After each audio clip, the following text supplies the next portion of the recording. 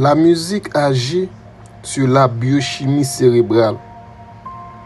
La musique interagit directement avec plusieurs neurotransmetteurs, dont la dopamine et la sérotonine qui modulent nos émotions et notre humeur.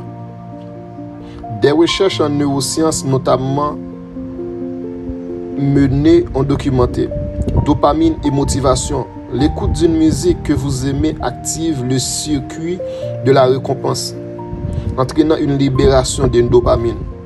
Ce processus crée un sentiment de plaisir intense, allant jusqu'au frisson. Cette dopamine est même libérée lors des moments d'anticipation de passage musical apprécié. Et la sérotonine et bien-être. La musique stimule également la production de sérotonine, l'hormone de régulation de l'humeur.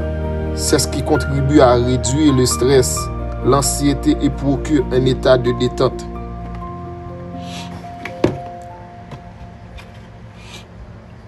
On peut dire que la dopamine est le moteur même de la motivation.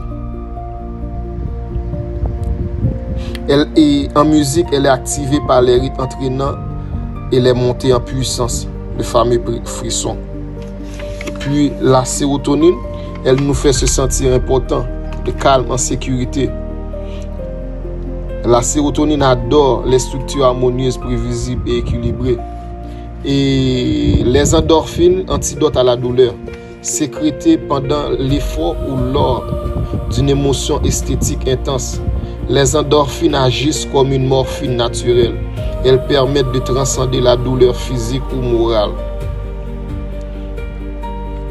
Voici quelques musiques que vous allez entendre. Et puis, par exemple, si vous entendez Carl Orff, c'est au Fortuna, vous ressentez une force viscérale qui permet d'expulser la tension accumulée.